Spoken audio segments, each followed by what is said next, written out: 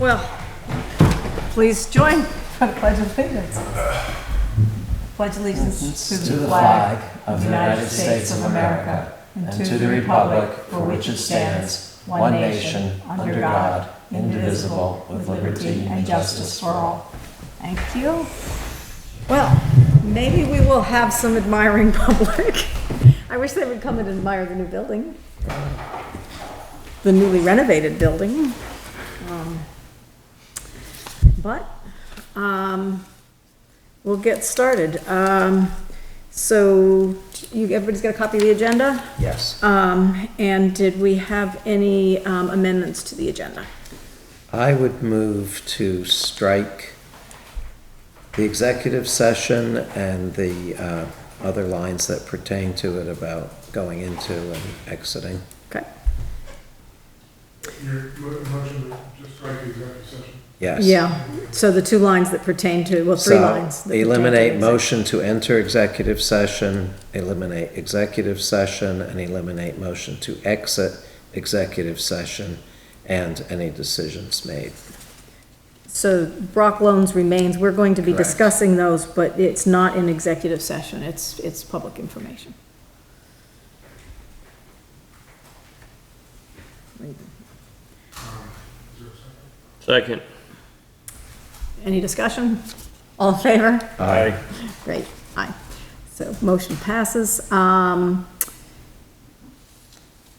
So next, we're gonna approve and review and approve our meeting minutes from August 8th. Did everybody have a chance to read those? Janice had sent them around. Yes. So I would entertain a motion to Make the approve. motion, we accept them. Second? Motion made and accepted. All in favor? Aye. Any opposed? Sign them right now. All right. Next order of business. So we have been asked, for a request for catering a wedding. So caterers need to get approval to be able to serve alcohol. So this is from request to cater malt and Venus and/or spiritus liquors. So it's for a wedding on Lily Hill, September 28th. Do we approve a Make the liquor permit? motion that we give them permission. Second. All in favor? Aye. Just check one. We are approving. Town City Clerk signature, Town City. All right, so. Permission to alcohol. Yes. It looks like Janice signs it, although we approved it, so it says they want the clerk's signature, so it's town clerk for approval. Clerk will send to a DLC. I'll leave Janice a note that it appears she needs to sign it, but that we approved it. Okay, road business. Road business was next, which we're doing a little bit abbreviated just because Paul's not here with us this evening, so. But, Brad, you had updated our, well, this isn't an update, this is a copy of what's currently, I've copied the ordinances that are currently in place. that exist Yeah, for your review, and I feel that they are lacking quite a number of the stop signs and so on and so forth, so it really needs some time spent to make sure that it's all current, and then review it and see if we want the stop signs where they are, see if we want the speed limits where they are. I believe it does not reflect all of the speed limits on all of the roads. so we have roads that we have, strong opinions from various people about whether, they should be increased speeds or decreased speeds in some cases, and we've been getting the sheriff's done the, traffic studies for that. But in addition, we realize that we have signage and things that are out there that are not covered in our ordinance. So the suggestion is that we ask our road commissioner to basically compare what's on the ground to what's in here. And those things that we want to have on the ground, let's write them up and get them added and pass one ordinance at one time on, for all of this, And correct? I'd like to go on record that I was absolutely appalled at the results of the speed study, showing speeds, in some cases, of 102 miles an hour on the Where? Brook Road, because that's where the little recording device was set up. How you do that, I have no idea. It must That's have what been I'm on a trying to picture. motorcycle is all I can think. How could anybody be going 102 at that point? It's in there. Read it for yourself. Wow. Either the machine is faulty Well, I was or, gonna say, maybe it might be worth asking the sheriff's department about that. but there were, the average speed, I think, came out to 50. And we got it posted at 30. So this is why I've been asking Mm-hmm. for increased patrol. Where was it set up? Right, It was set up basically On right Borough across Hill. from the town office, right across from Basil Quarries. so the average speed is like 50, yeah. So, we're gonna be addressing those speed limits, but in the meantime, people should be going the posted speed limit. And the sheriff should be doing what we're paying him to do. So, so we will see if, Paul can do this crosswalk, before our next meeting. And I can give him a hand, or maybe we can divide it up if it needs to be, so.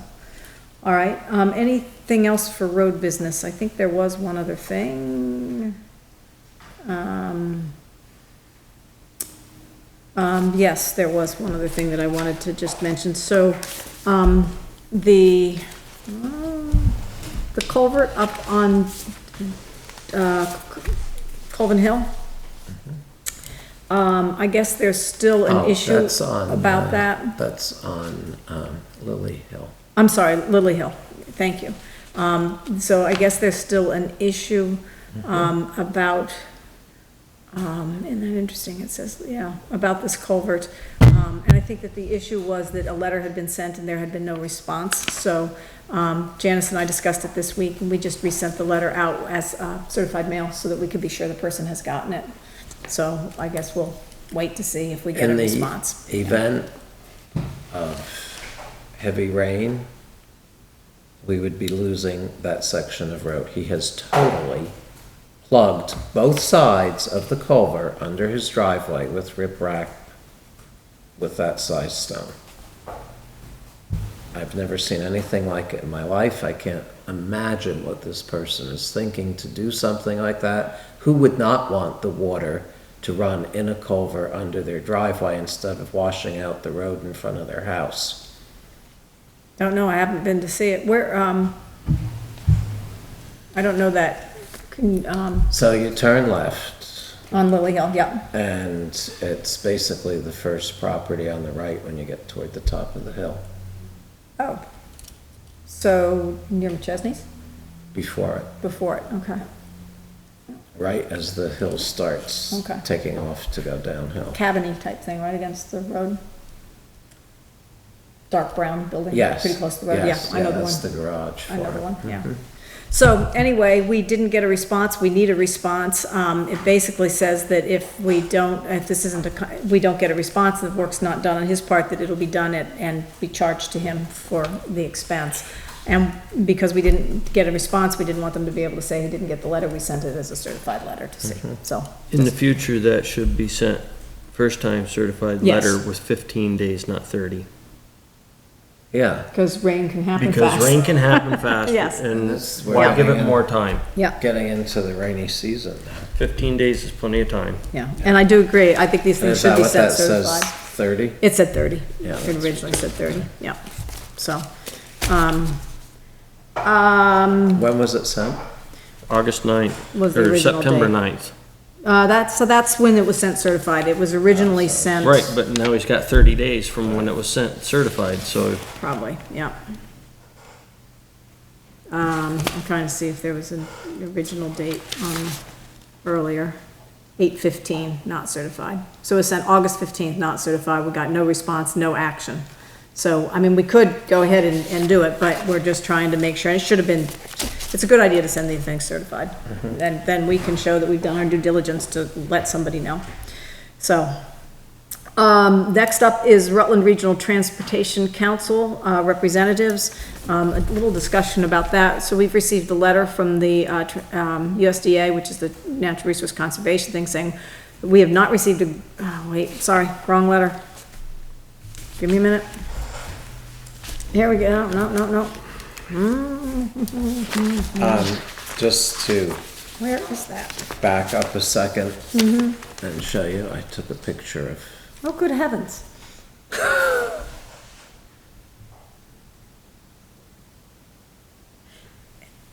that's the top, the uphill side of it, and the bottom side of it is the same. Does he go in and out of the driveway with something wider that needs, do you know what I'm saying? Is it that his Oh. culvert that he has in is too narrow and so he's trying to expand his wheelbase? I wouldn't- It's the only thing I can think that would make sense. But in which case, the fix is he needs a longer Yeah. culvert. Well, the other thing that you wanna take a look at that picture, where'd them stone come from? Well, yeah, that's,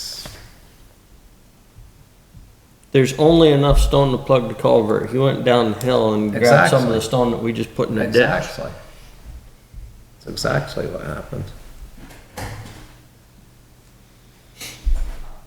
So not only, Not only is he plugged his driveway culvert, he's stealing from the town. well, he's removed the rock that was there to protect the erosion. Right, So there will be more erosion, yeah.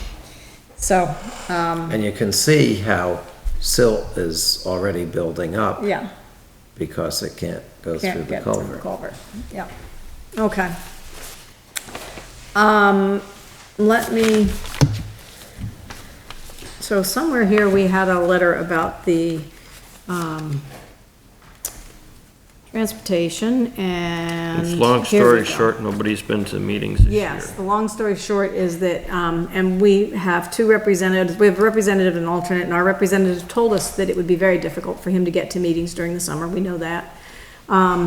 So I think, you know, I can reach out to Tom and just, you know, remind him, maybe see if, since his season's drawing to a close, if maybe he can make the meetings, but also let's put out a plea that we do need somebody who can attend these transportation council meetings, and if there's any citizens who would like to do that, we would welcome the help. I'm sure Tom would appreciate it. We know he did this because we didn't have anybody else to do it. So we basically need more people to get involved.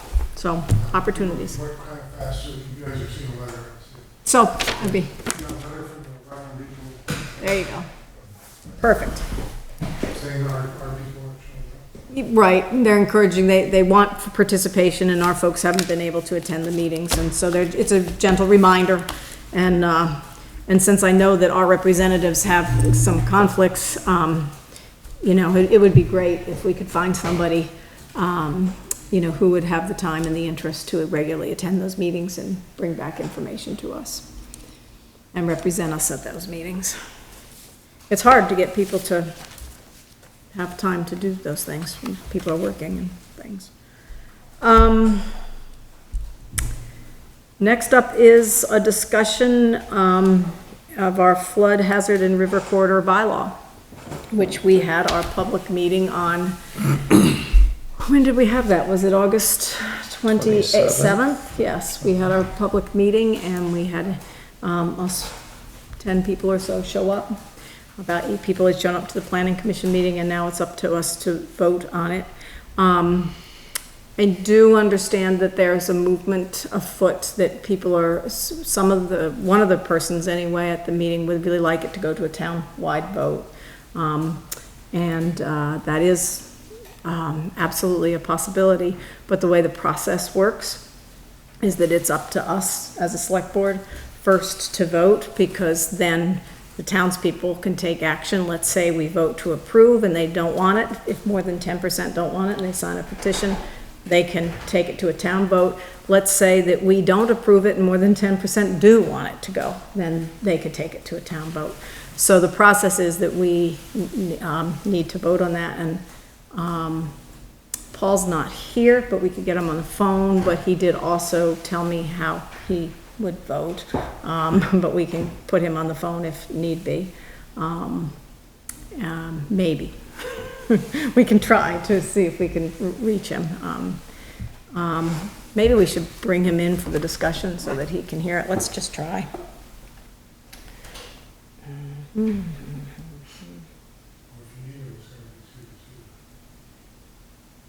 Exactly, that's why we might as well bring him in for the discussion.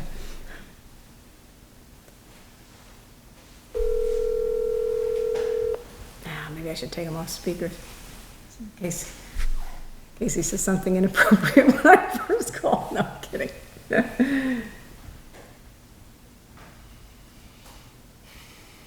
Paul, hey. So we are sitting at the select board meeting. We have a huge crowd here. I'm teasing. There's nobody here except ourselves and Chris taking notes and our wonderful videographer. So, and PEGTV, that's it. So, but we are at the portion where we're discussing voting on the river corridor bylaw, so I thought I'd bring you in so that you can state your reasons and give your vote. Does that sound good? No. All right, I'll put you on speakerphone then. There you go. I'm on speaker. Yeah, you're on speaker. We got you here. Can you hear me okay, or? Okay, yeah. Yes, and Okay. yeah, it's perfect. So, I guess, well, maybe what we should do is have a motion to approve it, and then second, and then we can discuss it, and then we can vote, but I guess we need a motion. Well, I'll make a motion not to Okay. approve the river corridor bylaw. I'll second it. Okay, so we have a motion on the floor to not approve it and a second. Shall we so we'll have discussion. Well, one of the things that I've seen, I've talked to some people and I've looked around, and there are 4 cases that I know of who have built inside of what would be the restricted area of our bylaws that we adopted. And I feel that it's, at this point in time, we should just put it up to the state to decide what they want to do. And we already know by the 4 people who haven't asked permission, they're not gonna. And I talked to one fella who said, when I have the money to build what I want, the Danby Select Board's not gonna tell me no. And the state has already got 50 foot in since Irene. Whether people know it or not, that's already the state law. And I So think 50 foot is already a state law? it's already up to the state. And the state already has a river corridor person that you have to go through.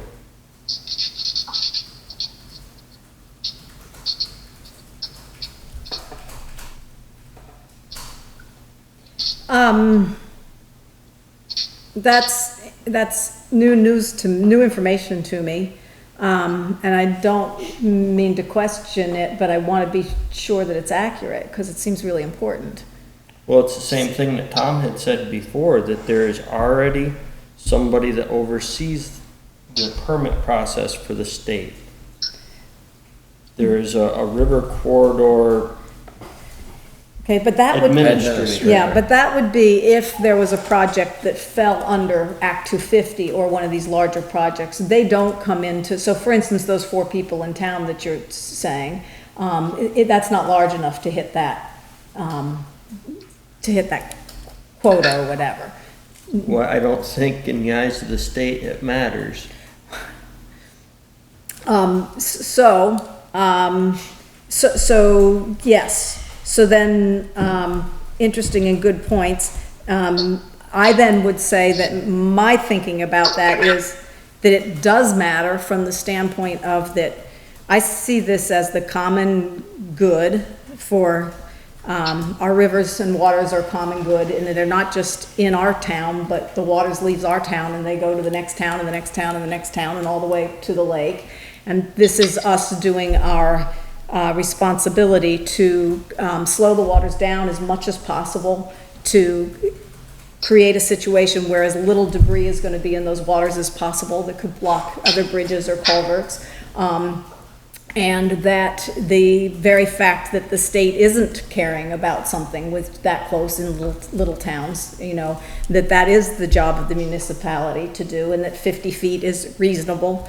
And so, you know, my feeling is, and not to mention the fact that if we don't do this, then we get 5% less of every project that we do, which includes what will be 5% of about $450,000 on that Parker Road Bridge. And 5% is a good chunk of money that will come out of taxpayers' pockets.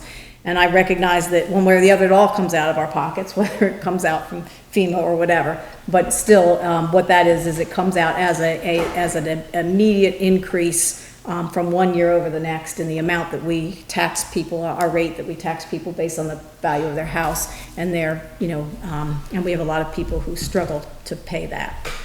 That's true, but when you get 5% extra from the state is going to actually charge you probably 8% extra so they can pay people to oversee that and manage it. So you're not gaining anything, you're paying more. That's an And then opinion, you are but I'm not forced- seeing, I need to see You are fact forced and to use figures. low bidders who often do not perform very well. I'm still burning from the grant that the fire district got to put in the new water system, and 25 years later, we're seeing the results of using the low bidder. So that's something that happened 25 years ago. Yeah, the low bidder's work is failing. I And guess I'm it's costing just. a lot more than Yeah. 5%. Yeah, I understand these are opinions, but I'm struggling with data to back up the 5 and the 8%. I don't have data. I respect that that's your opinion, but I don't see facts. Well, And it doesn't have to be considered opinion because you still have to pay somebody. And if we have grants that are getting out, you have to pay somebody to manage that grant application and the whole process. It's still an expense that is going to come out of the tax money. But we're gonna have those, we're going to be doing that work with FEMA and whatever, either way. The only difference is that when we get reimbursed 5% more. We're doing that work with them I anyway. don't think the 5% is really worth it in the end. So understand, don't- it's 5% for every event that happens, every time that we get disaster things, which has been how many times in the last few years? You know, it's a lot of money. The other and- thing to understand is, like Ken Abbott said at our last meeting, if we're not taking the grant money on some of these things, we can actually do these projects for less money because we don't have to pay as much money. Yeah. So again, I respect that that's your opinion, but when I've checked with the state and checked with other towns, that's not what I'm hearing, that's not actually a possibility. Of course it's a possibility. Well, When you're not locked into the grant, you can do as you wish. You get your well, 3 I bids guess I and you go with misspoke. What I'm saying is that the towns that I've talked to that have done that, it's not that it's not a possibility. It's that the reality is it doesn't work out to be cheaper. That when you really do the spreadsheets and run the numbers as to what it is, because yes, you can take a lower bid, but you're not getting any help from the federal government, you're not getting any help from the state government, you're paying that all out of pocket. And so all I'm saying is that until you really sit down with a spreadsheet and run those numbers, I think it's opinion, not fact. Well, there again. Well, there again, You're that's saying your- mine is opinion, yours is opinion I too, agree. because you don't have agree. anything here to prove it. I agree, absolutely agree. And But I would there's add to it, two things that bother me. Number one, the geography of Danby, except for a very small portion of Danby up on Route 7 behind Otter Creek Campground, you're not going to slow the water down. We've seen this in all these events. You're not going to slow it down on Green Hill Road and Little Village Road. You're not going to slow it down here. It's not going to happen. but there are things that So could be this done within those okay. quarters that would speed it up, though. Construction and different things that were done incorrectly in those quarters would Not- speed it up. Not really very likely when you look at the geography of the way the gorge comes down to the road. And the other thing is, it is a form of zoning. My opinion is that zoning is the confiscation of property rights, and I'm opposed to it. So we had some people who came to our meeting and talked at length, about that, and I really appreciate their point of view, and especially because I do think that, that one of the things that has kept Danby and our community kind of the way we want it to be, and not looking like New Jersey, is the very fact that the town of Danby hasn't gone to those zoning type restrictions. And I think that that's been an effective way to maintain a certain look and values in this town, and I understand that, and my desire to have the river corridor, is, I guess I feel very strongly that that's a strong value and ethos of this town, and that it's important to this town, and that we elect people who feel and understand that, and don't want to have somebody coming in and saying that, that thou shalt do this and your neighbors can't do that, and that sort of thing. I just don't, I know that this is the camel's nose under the tent type argument, that if you start this, then what next? But I have faith that the select board members that are elected to this town aren't going to go down that path, because they've seen that that's not what they want. And I just feel that it has to do with... Well, I've also seen it time and time again with government programs that, okay, you're gonna get the 5% today, just like we saw with Title I in schools and whatnot. And then all of a sudden, that money's dried up, and now the burden is all on the local taxpayers, Yeah. and you're stuck with the regulations. That's happened. In terms of the money, the other thing that's really hard to quantify here, but is important, is that a lot of these grants that we get, and Paul, we get, how many road grants have we had this year? How many, all those grants that we get for not just disaster relief, but projects that we're trying to do in anticipation of upgrades. When we're asked to make a match on those grants, if we have a river corridor bylaw in place, then our match is less. And so our match is 10% instead of 20%. And so depending on the size of those projects and things, over the years, it just adds up to a lot of money. And so, in my mind, the money in, and the fact that the 50-foot buffer on streams doesn't really, in practicality, change anything, because That's a state. yeah, because the state law, I would vote for it. Paul, how about you? Well, there's a lot of, getting back to not taking FEMA money.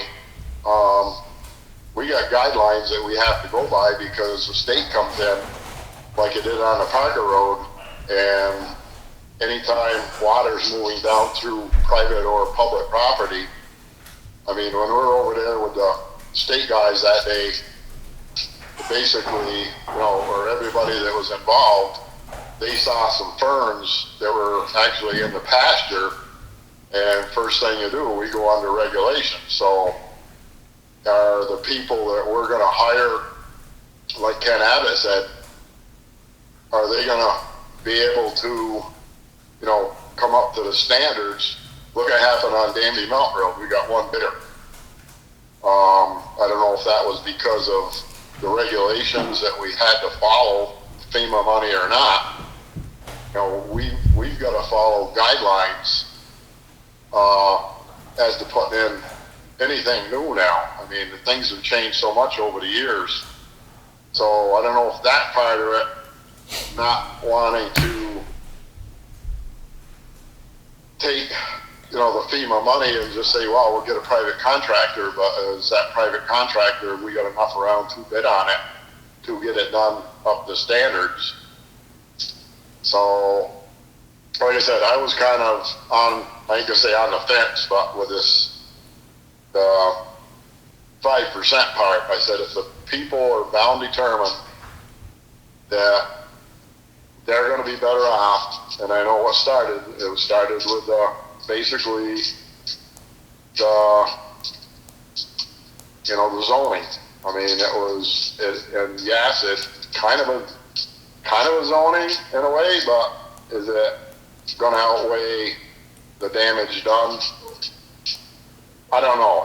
If they're bound determined, the people are going to vote on it, like I talked with you, Lynn, I said, I'm gonna throw my hands up in the air and abstain from voting because. Well, wait a second, Paul, and then if we the have, state comes down on us, I'm just gonna sit back and say, I told you so. Paul, the process is though that we have to vote. We can vote for or against, whatever our collective wisdoms here for what they're worth do. And then, so let's say tonight we vote against.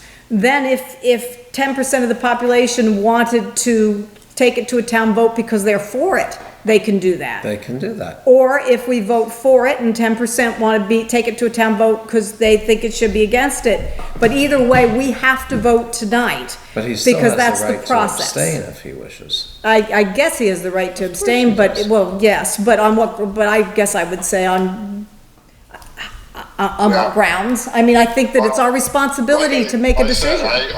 I will drop back to the 50 foot, I mean, 100, you know, if that's what the big turning point is, the 100 foot.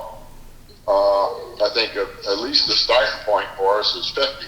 Right, And then we're at least in the state guidelines, but according to Tom, the guidelines are already there, but how far are they gonna follow through with it? Is that gonna put us in good standings or bad standings with the state on getting other grant projects? yeah. Well, and I'll clarify my position too. If, I am in support of the river corridor at 50 feet. I'm not in support of it of 100 feet. So, but I think, but the motion on the table is just to not. So we're discussing it, but just so you guys know my position. Mount Tabor's got a whole different problem. They got the whole mountain brook that comes off. Look at it, did the Mount Tabor Act. Yeah. I mean, you still got people pumping their cellars out because of Irene. Yep. You know, that's a whole, I can see why they did it there. But, no, I'm in favor of, you know, dropping it back to 50. And if the people decide that, they want to drop this thing altogether, I just want to see the problem resolved. I mean, it's, to me, yes, it's kind of a zoning situation, but in a way it's not. It's protecting our rivers and properties along the way, so. And it's protecting people who are way downriver from us, from what we do here. You know, Right. and maybe it's, you know, maybe we can't slow the water down, but we can at least make sure it doesn't get sped up. And we can make sure that what's floating downstream isn't a bunch of debris that's gonna clog their bridges and cause damage and hardship for other people. Well, two things that I got to say here. As far as Danby Mountain is concerned, I think we only got one bid because we bid it out during the busy season and everybody's already booked. Could be. And the thing that really irritated me at our last meeting is one of the people that thought we should adopt the river corridor the most is one of the people that have built in the river corridor after we adopted the bylaws. So I don't need to tell you how frustrating that is, yes. I wondered about that. You I know, wasn't sure who. I it was. don't like being pushed into things by people who have got what they want and now they want to restrict everybody around them. That's a bad feeling, I understand that, I get that, but I still feel like there's a common good that we're responsible for, that everybody's got to in order to protect our waters, and that our waters are a common good for all people, and, yeah. Well, so we've got, well, is there any further discussion, or should we call the question on the not Call vote? the question. Yeah. So we have a motion on the table to not accept the bylaws as written. So this is a little weird. So it's to not accept them. So a yes vote would mean that we don't accept them. A no vote means we would accept them. So that makes it awkward for me because I can't vote the way I don't think Paul and I can vote the way we want to vote the way that's worded, because we wouldn't want the 100 foot that's in the existing ones anyway. See what I'm saying? There's a motion on the floor. Yeah. All right, so all those in favor of not accepting the 100 foot. No, nothing to do with the 100 Well, foot. the The motion motion is as not written. to accept the river corridor bylaws. okay, so,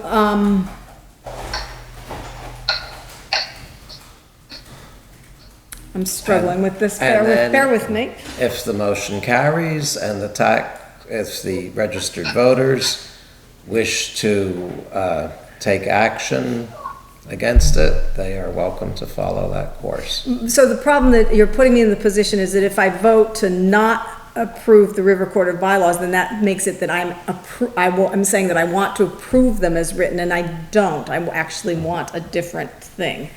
So, Well, then you can make another motion if this one fails. Are you amending or? we're discussing that right now. We're not sure.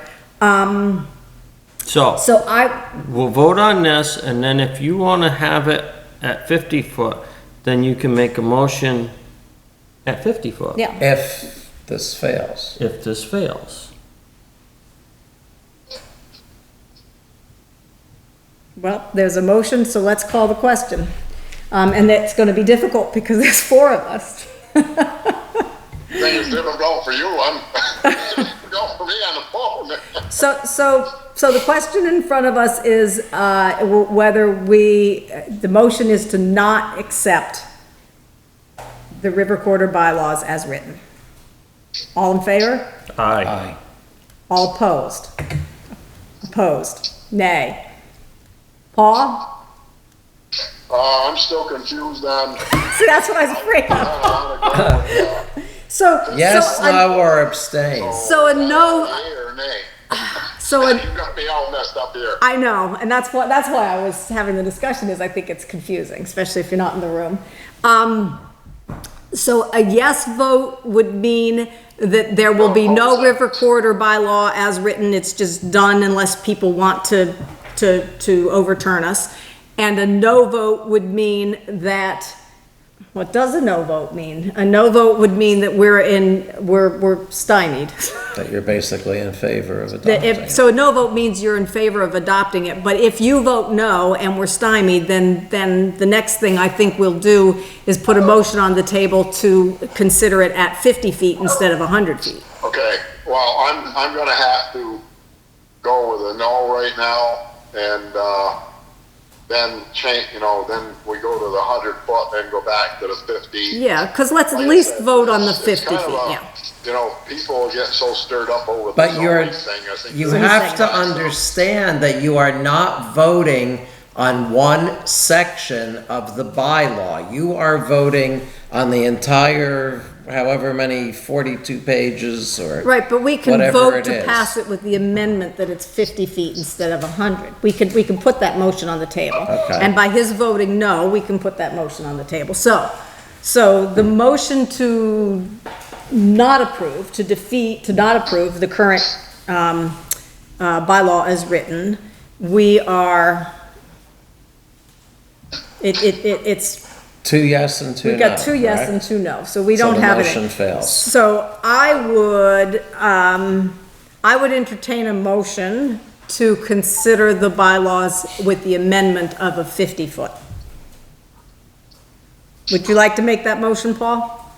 Yes. Okay. And can I have a second so that we can discuss this?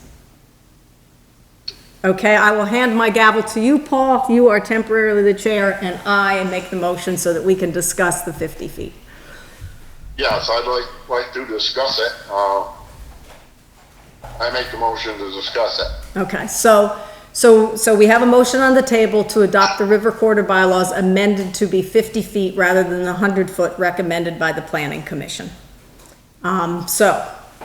And I don't know that we need to discuss it further. I'm not sure that we haven't already discussed it, but at 50 feet, that is, I'm not in favor of it at the 100, which is why I couldn't vote on the other one very comfortably. I am in favor of it on the 50 feet for the reasons that I stated. I think it's our obligation. I think we're turning down a lot of money that comes into town that's gonna have to come out of people's pockets. I think when we build our budget, we're gonna have to put in contingency funds of probably $20,000 to $30,000 a year. It's another penny on the tax roll every year, because if we don't, then when we have these big events, we're gonna have to come up with that much more money ourselves, and we're not gonna have it in our coffers, so. Well, look at it this way, Len, if it does raise up the taxes, I don't know. I'm just hoping this 50-foot state law supposedly is going to be effective and it's not going to affect us on getting grants. If it does, I'm just going to sit back and say, I told you so. I don't have a crystal ball, nobody else does, and it's, I don't know what's coming up in the future. I'm just kind of trying to look out for the future of the town, but maybe I'm looking at it the wrong way, but I don't know. I don't think any of us knows, and I think we all just have to vote based on what we think is best. That's what we were elected to do. Well, I see no reason to vote on this since there's already a state law that says it. And it's just a backdoor way of adopting this whole thing, which I am opposed to. Well, that's your reason for voting no, but I don't. But it's already covered. I'm not sure that it is, as Steve said, that there is a level for certain size projects, but the kinds of things that are in little municipalities like ours are not. They're not being addressed by the state. Well, I'm just hoping our 50-foot and their 50-foot's got the same meaning.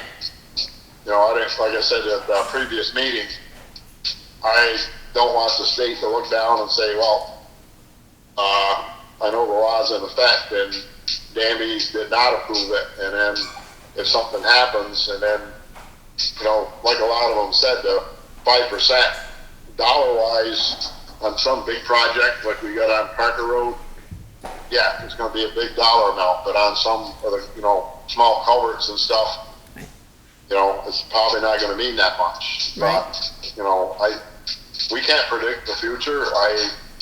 I'm just trying to look out for the better good of the future generations of Danby. I know I'm probably looking on the optimistic side, but it's, I'm just hoping the state does the right thing and is able to, you know, help us out and stuff like that. So, like I said, I just hope their 50-foot law is the same as what our 50-foot that we're trying to do. And for some reason, I don't know. I kind of mistrust it as far as just saying, well, we'll let the state deal before, and if it works out for us with the state thing, fine. If it don't, like I said, I'm going to be the first one to jump on these people and say, tried to warn you. So, Yeah. Well, so we have to vote. So we have a motion on the table to approve the bylaws as amended, or bylaws that written amended to be 50 feet instead of 100. All those in favor? Aye. Any opposed? All those No. opposed? Opposed. So we're 2-2 again. So it fails. So 2-2, it fails. We were unable to pass it, so it fails, right? So at this point, if we have people in town who feel strongly one way or the other, the other way, which is that they want a river corridor bylaw, then they would have to get 10% of the signatures and bring it to the vote of the full town. Otherwise, it's a moot point for, it's a done deal for now. That's correct. It can be revisited in the future, but for now, that's where it sits. All right, thanks, Paul. yeah, is there anything else? No, nothing that can't wait. Well, we're going to talk about some of the town office renovations if you True, wanna. if you want to stay on for town office reservations, but if you don't, that's fine too. I know it's hard on the phone. I'm going back to my margarita. All right. Bye-bye. I'm gonna hang up before he says where he is. Okay. All right.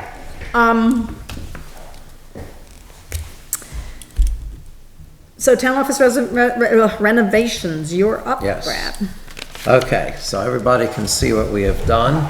I'd like to Yeah, we call can. attention to the fact that when we were doing this and taking everything out of the attic, we found two very beautiful old portraits that hung in the schoolrooms here, one of George Washington, which is a 1901 print of the famous Gilbert Stuart rendering of Washington. And on the back, in the teacher's handwriting, it says that this picture was purchased by the children with funds that they raised from selling magazines, 1921. And the portrait of Abraham Lincoln is a Cyrus Cobb rendition dated 1894. So I think we're giving them due respect by displaying them here. I have received bids on spray foam insulation. I called actually 4 people, 2 showed up to give us bids, so I have 2 bids on it. And the bids ranged about 3 different ways of spray foaming. Spray foaming the attic, we remediated all of the vermiculite insulation that was up there. So there's absolutely no insulation in the attic right now, so we have to do something. So both of the companies that came to give bids felt that the prudent way of doing it was to spray foam insulation the attic floor with what they call closed cell spray foam, 1.5 inches, which gives an R10 rating, and then 14 inches of green fiber loose fill cellulose, which apparently packs down. I didn't like the idea of, dusty stuff floating all over, but they tell me, no, it packs right down and it doesn't float all over, and then that gets in all of the other spaces, and you couldn't have more spray foam because then probably your ceilings would fall down. That starts to get to It gets heavy. a weighty proposition. So we had 2 bids. The other part is down in the crawl space. They recommend a vapor barrier on the floor, which is nothing new. I hear about that all the time in buildings that have earth floors. And then spray foaming, so it touches the vapor barrier, it comes up the wall, and it comes out a little bit onto the floor, so that everything is sealed. And we know that we have about a 2-inch to 3-inch space between these walls and the 18-inch stone walls that build the building. So then that just becomes dead air space. There's no drafts in there. The one company felt that we should drill something to the tune of 920 holes in these walls because they can only go so far with the foam. And that would cost $12,549. So they were recommending foam all the way through the whole height of the wall. But the other company's saying that's not necessary. Right, and then you would have to repair all of the holes and repaint everything, so. Have we ever had insulation in those walls? No, No. Okay. there's no evidence of insulation. So I have one bid for $22,765.80.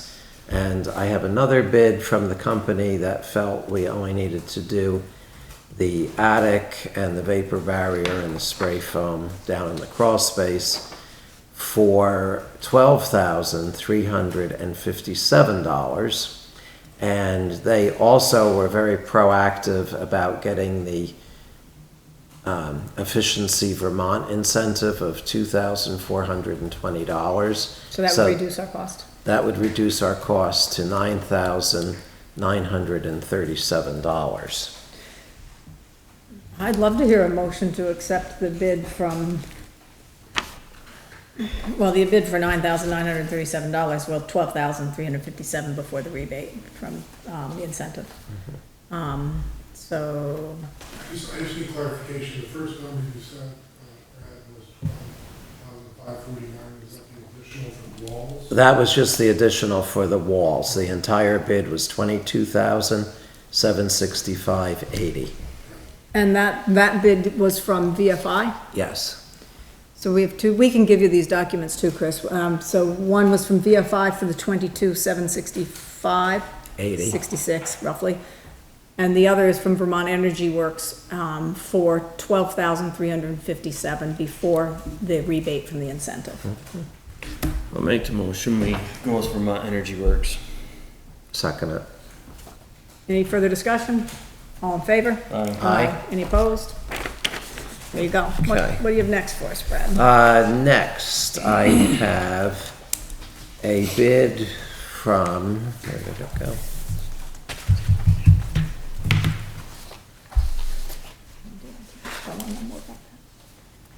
All you have to do is drive by. There's 4 places in town that I've No, seen. I wanna hear, yeah. Okay, I have a bid from Boston Window Designs, which is a local resident who does very fine window treatments. That's the one that did the library? That's the one that did the library here in town, and he was a member of the committee that studied redoing this building. And we need some kind of window treatments on here because the glare on the computer screens and just glare in general is very difficult. And at night, the windows really should be so that you can't see into the building for security purposes. So he's recommending metal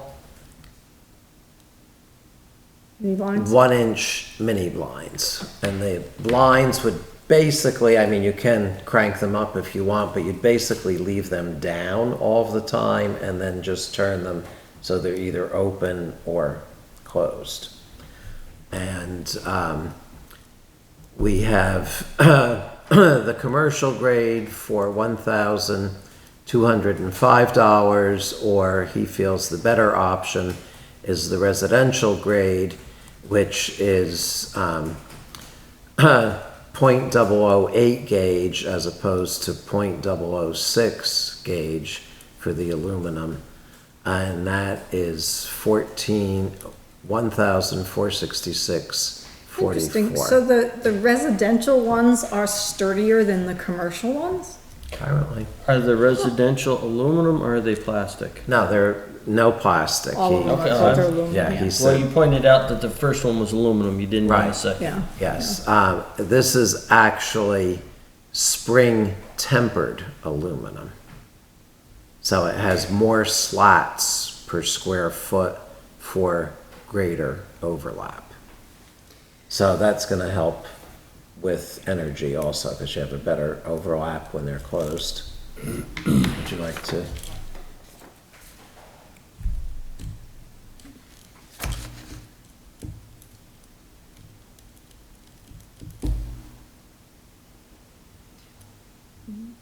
I'm curious as to why 1 inch instead of maybe a larger blind. Is there a reason for that? I don't know. That's what he recommended.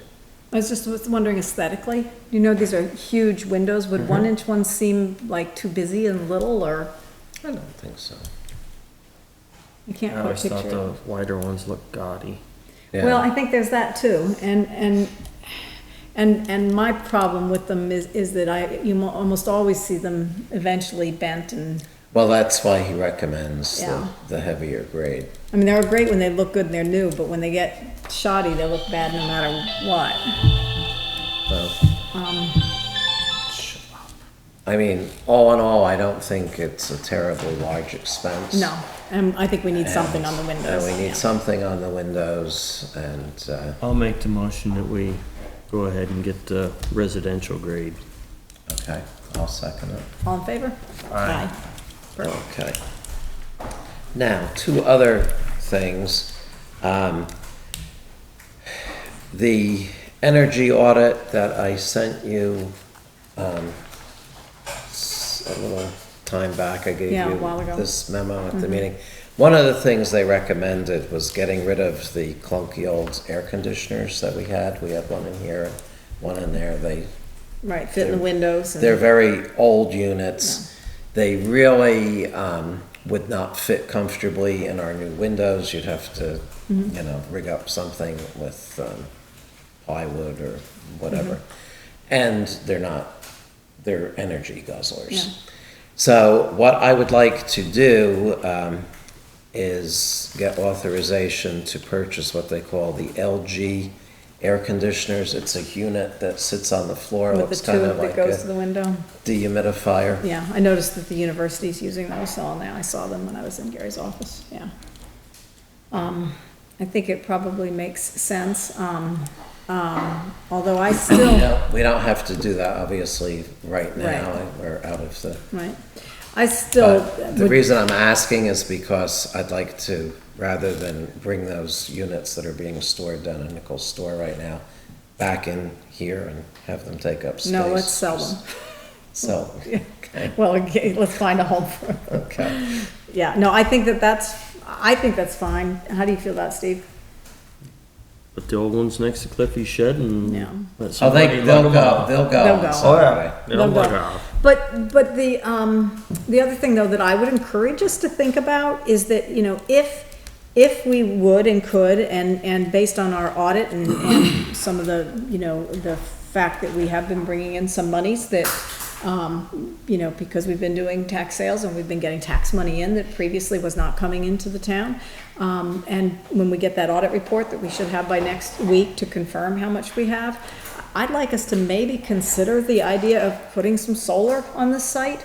If we had solar, we could have a heat pump that would heat the building and air condition the building, and it wouldn't be costing us ongoing. And so there'd be an upfront cost as a one-time cost that we'd be spending taxpayer money on that.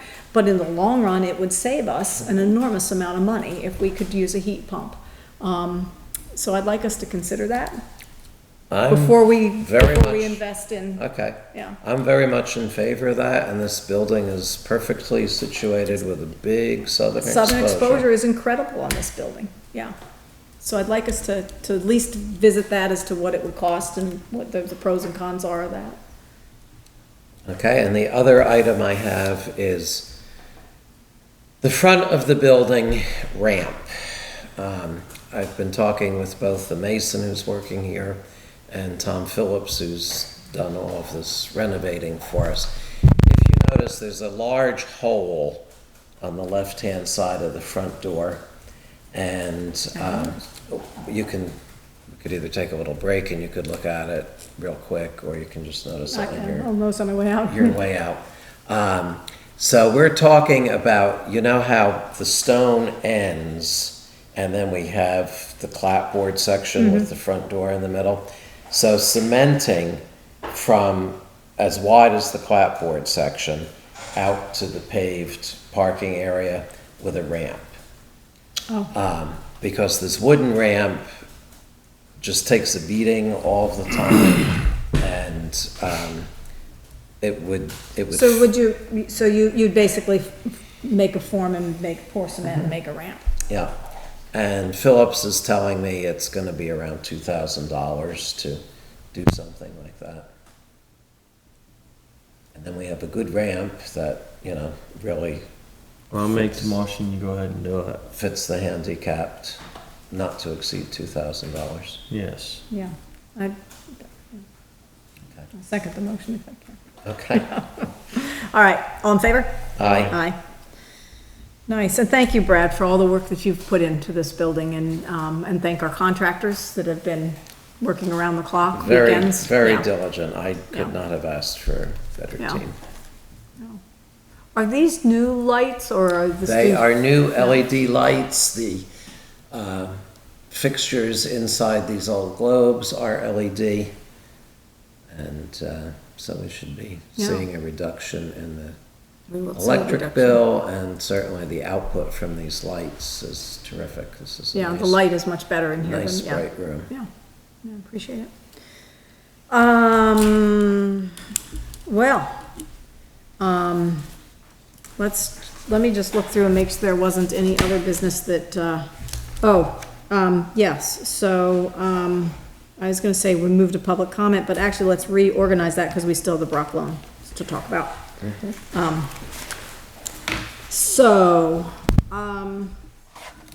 The Brock loans, this goes back, this is ancient history in town.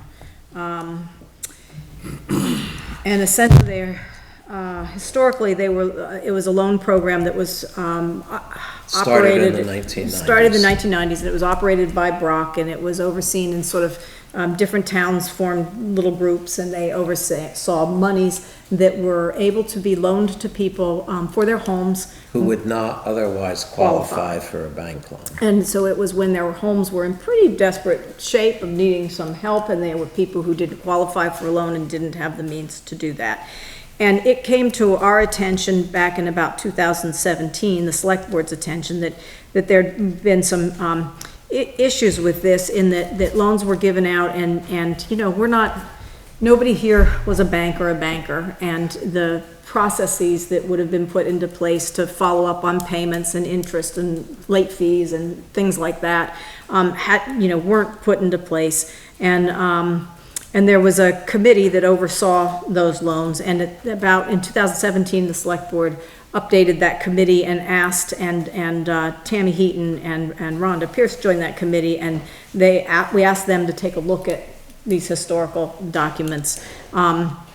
And at this juncture where we are with this is that we know that we have outstanding loans, monies that need to come back to the town of Danby. And that's a minimum of like $33,000 that's out, and it might be more, might be considerably more, and it's either 5 or 7 loans. We're not sure. They're still trying to pin that down. And so one of the things that we wanted to do, that I would suggest that we do, and Brad and I have talked about this, and we met with Tammy to get more information on this, is that that the current committee is Janice, Tammy, and Rhonda. Janice, made sense to have Janice on that committee because And she was Hiram, the treasurer. I'm not sure that Hiram is. I'm not positive on the last, we discussed Well, that. based on that letter that I saw, He was historically, but I'm not sure the last round, but it might be I thought Hiram as well. I thought the last time the board addressed this, it was Tammy, Rhonda, Janice, Hiram, and Hope Blucher. You're right. Hope was well, on that there too, and explains that's it, how we because had that the was one 5. of my Thank you. hang-ups, that there's 4 That's people. exactly. So the decision is so Hope's not here, so we probably need a select board member to sit on that committee. Rhonda, Tammy, and then the suggestion is that that what Tammy needs as she's doing the work is she needs to be able to work with the treasurer. So the suggestion is that since Janice is no longer the treasurer, that we put the treasurer on instead of Janice. So we would have Doug, Tammy, Rhonda. We need to replace Hope. I could offer to do that unless somebody else has interest. And then Hiram has been on this historically, so it makes sense to leave Hiram on, if he's willing to consider to serve. So the thought is that we would reconstitute the committee that way, that the committee's charge is going to be to really finalize the accounting, and to get the information, work with Doug, work with the auditors, finalize the accounting to find out exactly how much is outstanding, to work to send out notifications and things to be collecting the money. And some people are still paying money. Money is coming in on some of these loans regularly, but to basically update those processes and to make sure. And then also one of the loans, so we've called them loans number 1 through 5 at this point, and there may be 7, but loan number 1, recently that individual has paid off that loan, and we're being asked to sign off saying that we have received, all the money. It is true that the loan as it's been received, the money, it was not paid off in a timely way, and there were never late fees attached to it, and there wasn't interest attached to it. But we've been advised by Tammy and our banker friends that we weren't actively, the town, the committee was not actively pursuing that. That we should accept the payment. So the principal that was paid, the amount that was paid included the interest and the principal for the years that the loan was originally set out for. In fact, it took longer to pay, but we've got our money back. And so we're being asked to sign off on that loan for loan number 1. I do think that if we're going to sign off on loan number 1 without charging fees or interest, that additional interest, there is interest built into each of them, but additional interest if there's late, then I think that it's going to be difficult for us to do that for others. But maybe so be it, because one of the other recommendations that we have coming out of this is that we discontinue making loans, that the town isn't in a position to do these loans. As a matter of fact, our lawyer has spoken to us about that before too, that this is highly complicated and you take on a lot of, legal responsibility in doing that. So the charge to the committee is to basically put to bed what's there, collect, what's outstanding, to tell us what's left in the fund, and then what we'll do is, we'll do a little research to make sure, to find out what are the parameters for how we can use those funds for the common good of the people of Danby. And I think, there may or may not be restrictions on how those funds are used because of where they came from, but We whatever. have to return those funds to Brock. No, we can check on that, but when I understood from the last time I talked through this, that would not be the case. Those were given to the towns at the time. That's my understanding. I'm pretty confident of that. So I don't think that the funds need to be returned. The question is just, sometimes when funds are intended for an initial purpose, there's some guidelines as to if you disband the program, how you have to do them. I don't think that there will be, but I think we would need to check on that. But right now, we don't even know what that pot of money would be, so we need to find that out. And so Doug and the auditors and Tammy and Rhonda and Hiram can work on that. And since Hope's no longer on the select board, if one of you wants to do it, that's great. Otherwise, I should stay off it because Hiram's on it. that's true. Well, I'd be happy to work with them if that's That's fine with me. okay. I also wonder if it shouldn't just be 3 people, because that's how it started out. I think it could be. I think it could would be. be fine if it was Tammy, you and Doug. I think that's fine. I think that Hiram's historically been on it. He does bring in historic perspective, which we'll be losing because Janice also has historic perspective, and of course we have access to Janice, but maybe we don't want to totally lose historic perspective. I don't know. Of course, all those people Well, are I think available to Janice is us. the most knowledgeable. Yeah. And the other thing that I'm thinking right now is, if we're gonna change who's on there, do we need to warn that for a meeting? I'm not sure I'm following you to, Well, oh, if we're gonna change who's on that board, Right. committee, it's not warned on our agenda that we're doing that. Do we need to warn that and do that at a different meeting?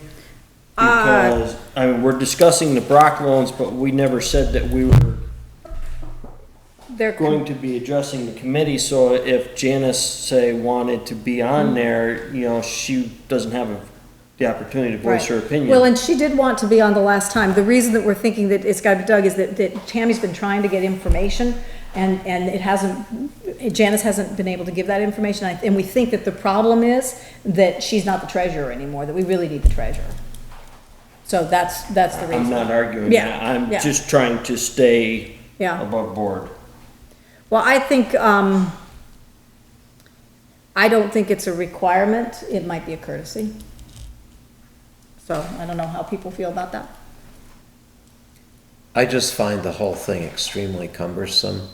I have not seen accounting for it in the town reports. We've never So seen I that. don't know where the funds are going when they're being repaid. Most committees are either appointed shortly following the annual meeting, or like in the case of the planning board, they have members that go off, on an alternating basis.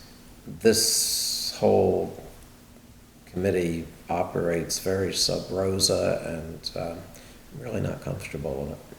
Well, it's so the history of this, is that when the monies from Brock came to the town, the select board was supposed to approve a committee, but as far as we know, that didn't happen, that there was this committee all these monies were always kept separate from select board things until 2017.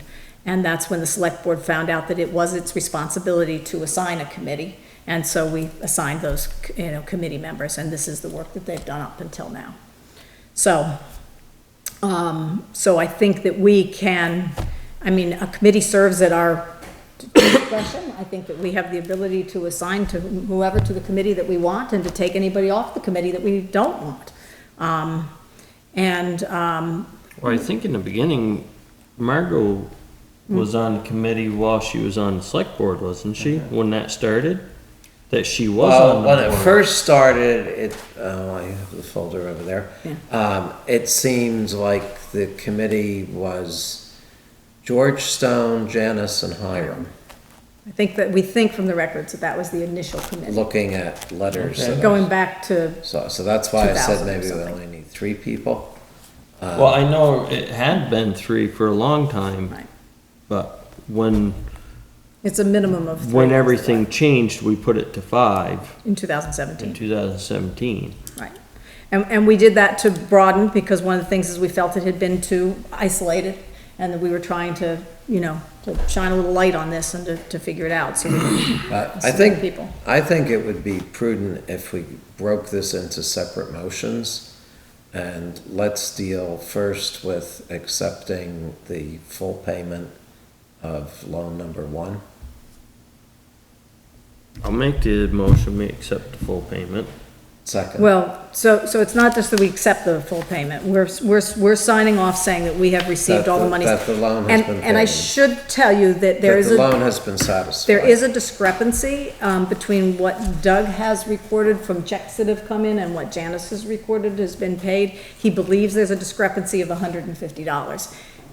He was going to try to clear that up today, but he, with records being sort of everywhere right now, he wasn't able to do that. I discussed that with Tammy, and her thought is, you know, this goes back so many years. This was a loan that was first taken out when, 2000?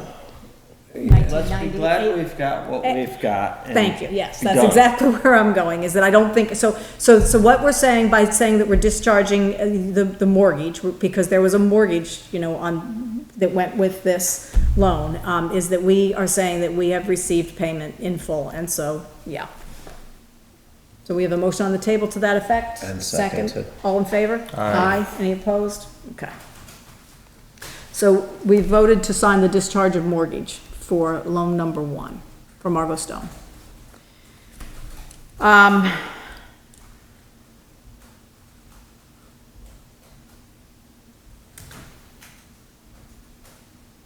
So you wanted to break these motions into other things. So the other thing is that the other 2 things are that we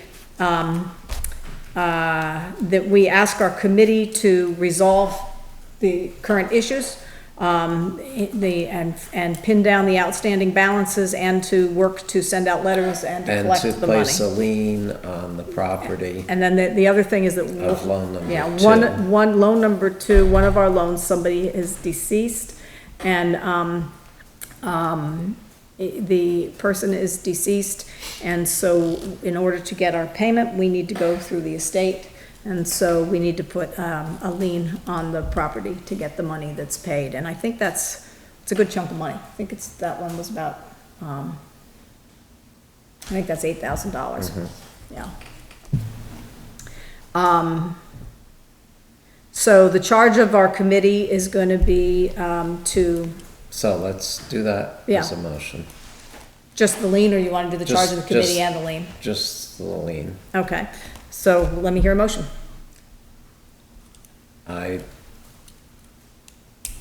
Do we still call it loan number 2, or? So, I mean, we can call it loan number 2. I mean, I think,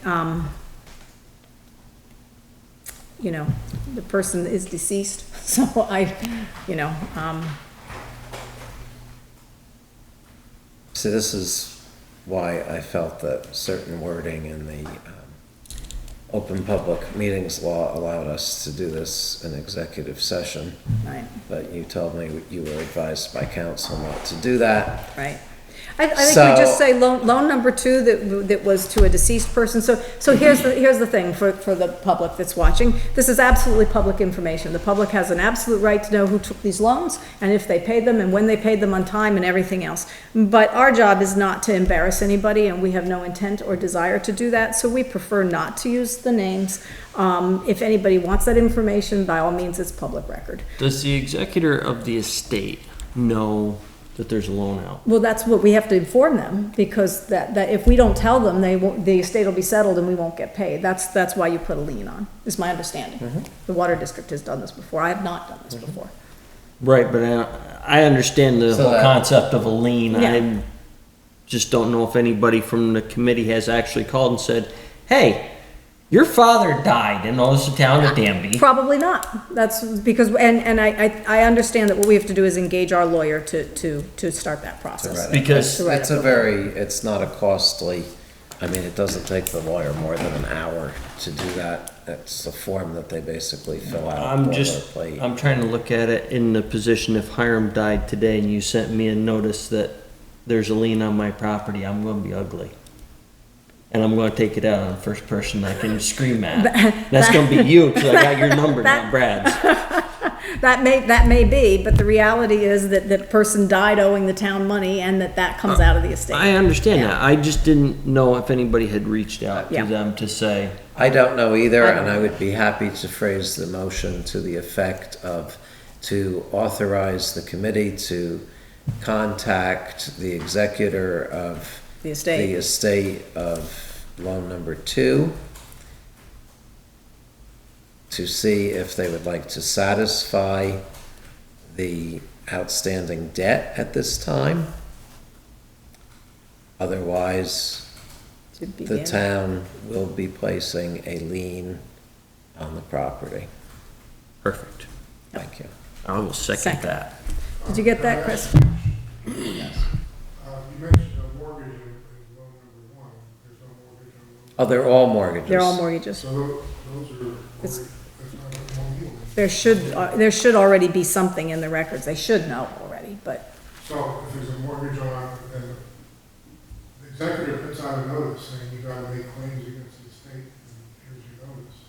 no. And that's what should be done, is make a claim, because there's already no need for a lien, if there's a mortgage already filed with the town. So I have a discharge of mortgage for this one. I don't know for sure that there are mortgages on all of them. Do you? I don't. I don't. So I think that we don't know for sure that, but you raise a very good point. A phone call ain't gonna do it, you have to comply with the notice. Right. Well, this is the reason why we were advised to engage our attorney and to let them handle this with the executor. Because you got creating messes.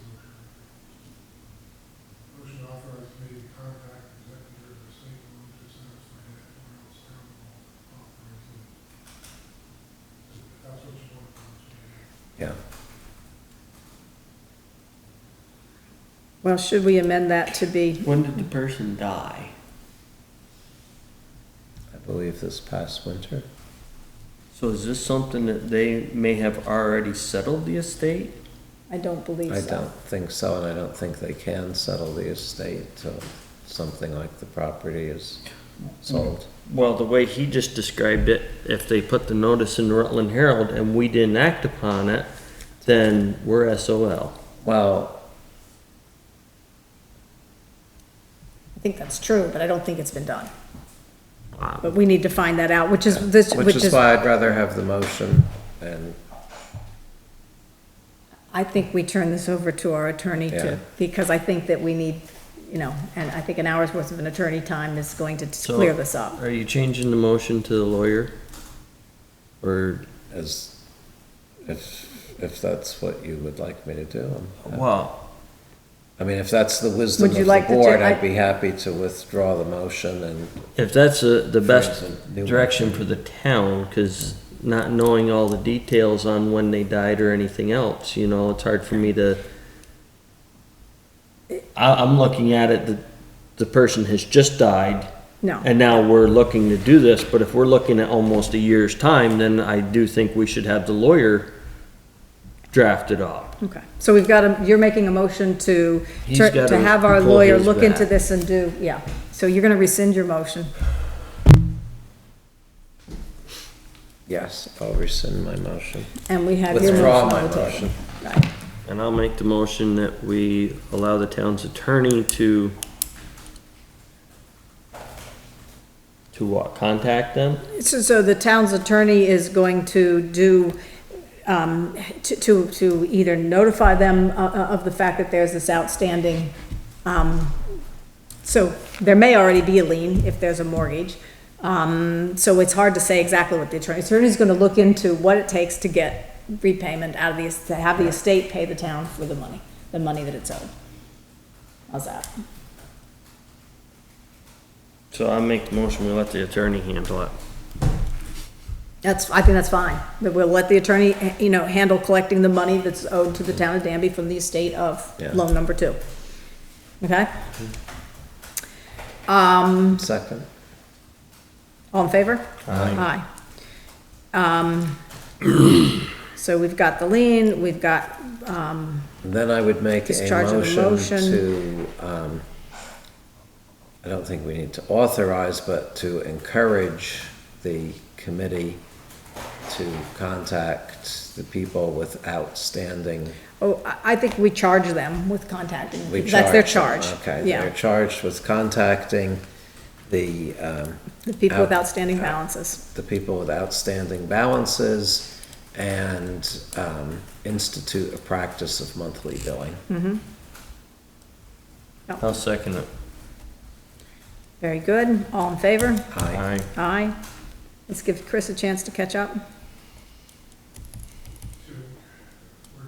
Motion to charge the committee. Yeah. Yes.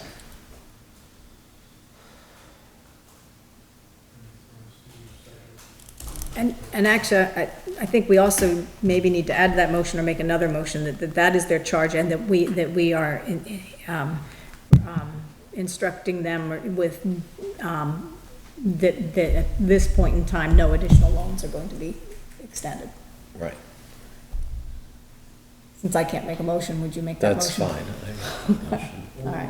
So an additional motion is that the committee is instructed that no additional loans will be, Can we vote on this motion first? yes, we can.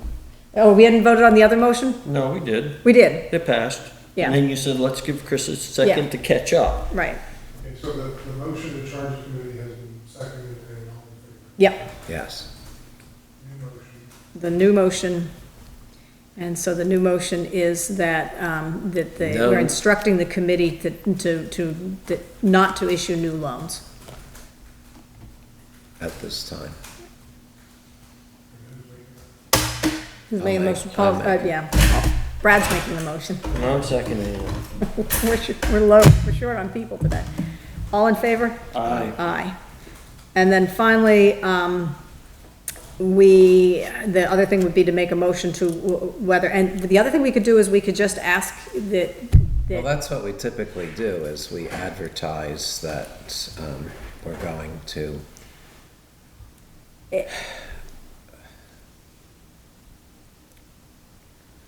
we have positions open, and if someone is interested in serving on Yeah. the Brock Loan Committee, please submit a letter of interest prior to our next board meeting. so I feel though that this is something where we need people on this committee like Tammy who have banking background and Ron, Well, that's we need- fine, they yeah. can put that in their letter of interest. Yeah, but we have folks, and we don't need to reconstitute the committee at all. What if we just leave the committee as it is and let them work, and we'll just ask Doug to work with them? There's nothing wrong with Janice No. being on the committee and not messing with it. I mean, maybe we don't want to do that right now, but what I don't want to do is delay this. It's been Okay, delayed that's long fine enough. with me. So we'll just leave the committee as is, and we'll ask Doug to work with it, and can we also say that we'll replace Hope with me? Sure. That way we'll, because I think that's one of the reasons why the committee work has stalled a little bit. We haven't had a select board. Okay, so you make a motion? If it's not too late, I would really like to see the auditing that's taking place, Well, we will ask the auditors and ask Doug, that's why we want Doug on the committee, is that we're pretty confident that monies that have been coming, and we do have people who've been paying regularly on these loans, and that those have been being recorded and deposited in some account. And we want to see where that is, and that we should see from the auditor and working with Doug. Because this is the type of thing that the auditors give recommendations, and Right. they are more familiar with this business than Right. probably either of the three of us. The challenge that we have as a town is that going back many years, when monies were coming in regularly for many years before people discontinued paying, those monies, we can't find where that money was ever reported. It was never in our town report. There's not a line that ever tracked that. Now, that doesn't mean it wasn't tracked. It just means it wasn't in our report. Right. And going forward, we want to make sure that it's very transparent and clear in where it is. And so that's absolutely the intent, yes. So, would you make a motion that we will invite Doug to work with that committee and that we'll replace Hope with Lynn? Yes, so moved. Do we have a second? All in favor? Aye. Aye.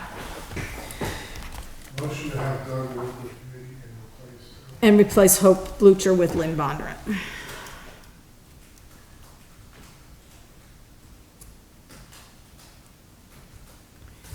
So, we need to sign this Well, discharge. what about the auditors?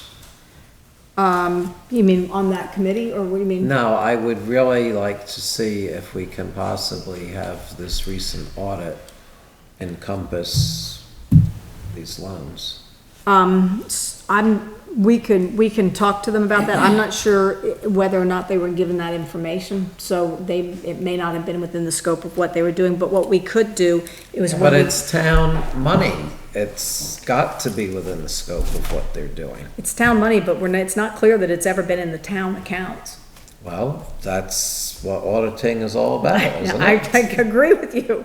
I agree with you. I guess what I'm thinking is that, let's find out sort of where it is now, and then, it depends on what we decide to do with this money in the future and how, but I think that at some point, I think we will probably want to invite our auditors to give us a report Absolutely. and to sit down, and so at that time, we can discuss that, with them as well. So, yes, there should be no funds that aren't transparent and funneled in, and I think that this happened because this was monies that was originally run by a Brock program. It was a collaborative between different towns, and then the monies were given to the town, and with committees established to do that, and I think it never fell directly under the purview of the select board, although it should have been.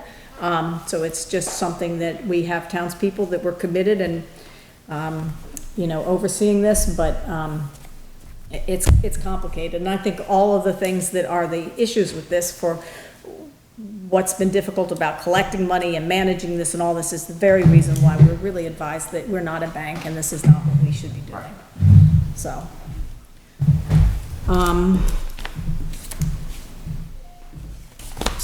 let's just look at this discharge of mortgage. All the presents that White authorized, hereby certify that the following describe mortgages paid in full, and witness hereof Doug White.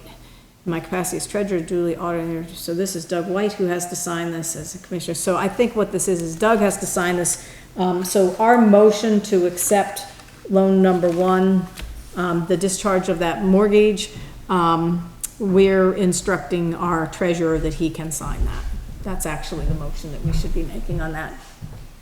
So can we amend that earlier motion that, just say that we agree to discharge the mortgage and authorize Doug White, treasurer, to sign to that effect. I'll make the motion. Great. All right, Authorize Doug White to sign the discharge. just sign the discharge, yep. This is the first motion we made. Right, for loan number 1. And I may have mentioned a name on that, and if I did, we don't need to put the name in there.